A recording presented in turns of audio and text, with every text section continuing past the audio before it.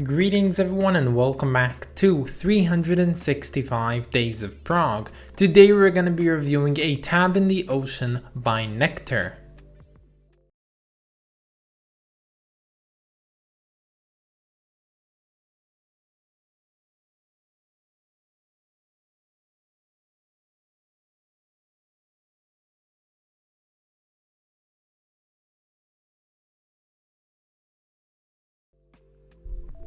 I should really get my microphone up close. Is this better? Can you hear me now? So this wonderful album is all in all pretty short, and thus I don't really have a ton of favorite bits from it, but that is to say I really like this album, so here are some of my favorite bits from this album.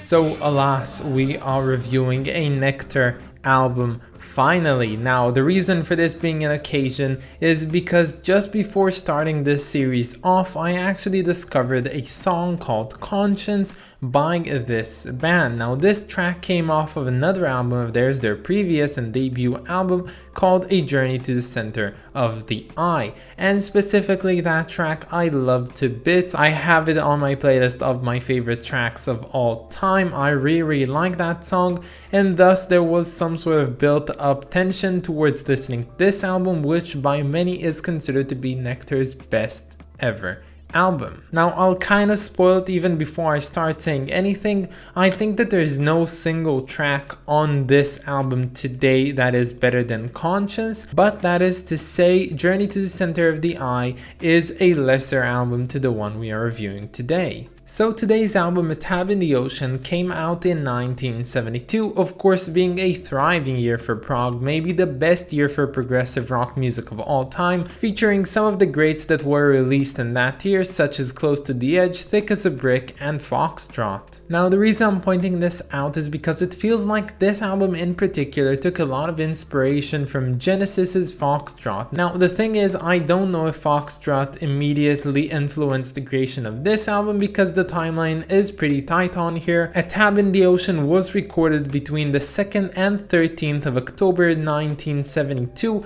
and Foxtrot was released on the 6th of October the same year, which means it might have been played in the studio while they were recording, maybe influencing some things, but honestly I find it hard to believe that they were trying to copy the Genesis sound, but it mostly came off as sounding like it. Now who are Nektar anyway? Well, Nektar is technically a German band, although it doesn't consist of any German players. Well, at least it didn't at the time. I don't know what happened afterwards, but the thing is, it was formed in Germany in 1969 by a bunch of Englishmen. So they were all staying in Germany for various reasons. They met up together, they started creating music, and thus Nektar was formed. And no, don't worry, they didn't start creating the krautrock that was really popular in Germany at the time. They actually stayed true to mostly symphonic prog or psychedelic space prog, and I like that quite a bit. As I said, this really sounds like Foxtrot, and if I had to be more specific, I'd say that this album really reminded me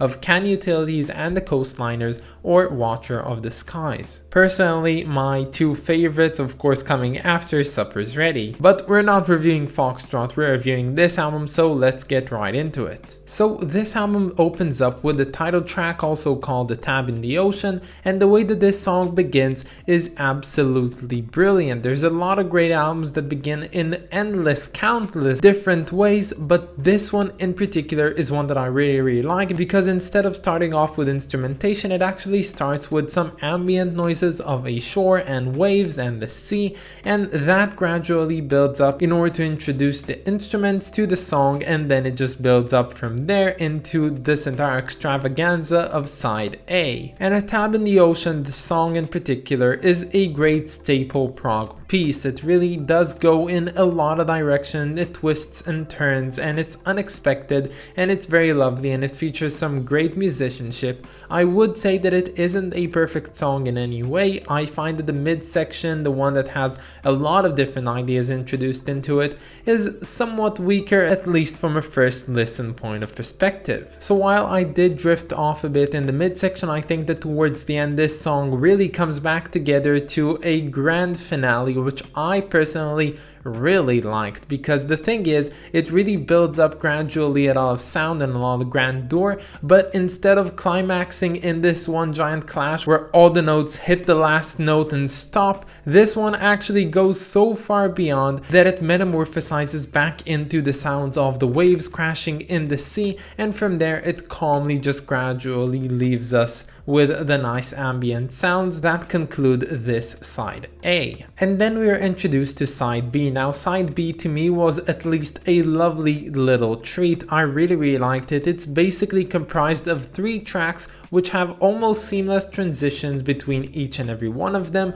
which made it really hard and difficult for me to actually point out when one song ended and the other song began. I kinda almost missed it once. I didn't notice that we were transitioning from one song to the other, and that kinda caught me off guard. Now this side is comprised of great tracks, and my personal favorite actually has to be Desolation Valley/Waves. I love that track. I love the fact that it has a very interesting structure that repeats itself. So it goes from being very quiet, very, light, very sort of jazzy in some way, and then it just builds up towards something grandiose, very loud, very interesting, very exciting, only to then come back down and do the same thing over again. Now the reason I'm doing these gestures with my hand is because it does feel like waves. The name of this song is Waves, and I think that the structure of it really represents it quite well, and overall waves and the sea is the underlying motive of this album. Now the song Crying in the Dark kind of suffers from what I said earlier of getting lost within itself, like the title track, but it is overall a great song nonetheless. And then we finish off with King of Twilight, which particularly to me I think is my second favorite. I love the fact that it's harder, it's rougher, it's darker, it's more like a battle scene than anything that I've heard on this album so far.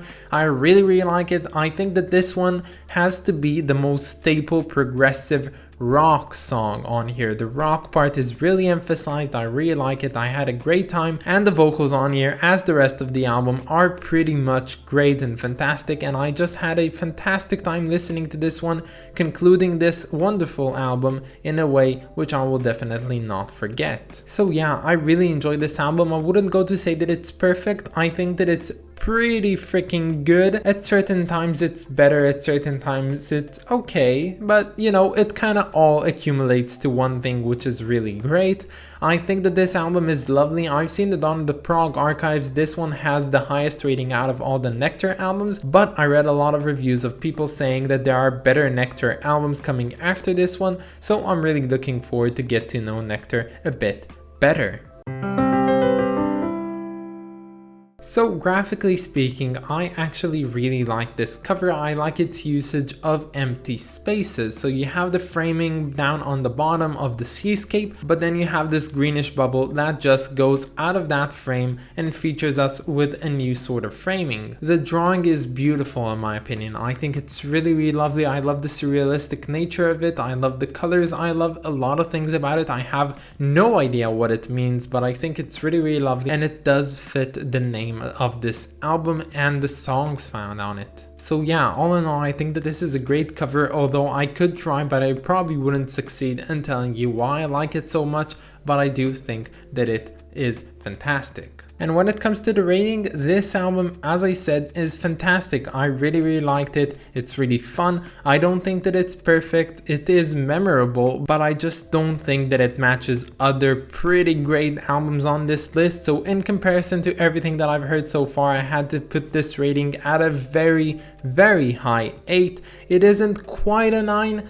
isn't quite there, but definitely very close. But that's about it, guys. I hope that you enjoyed this video, and stay tuned for tomorrow because we're going to be listening to Lotus by Soen. Of course, I want to thank my lovely supporters over on Patreon, so thank you so much to Clay Walnum and Brian. You guys are the best, and if you want to support me over on Patreon, you can find the link down in the description or in my about page. But that's about it, guys. Have a wonderful day, and I'll catch you all tomorrow. Bye, guys.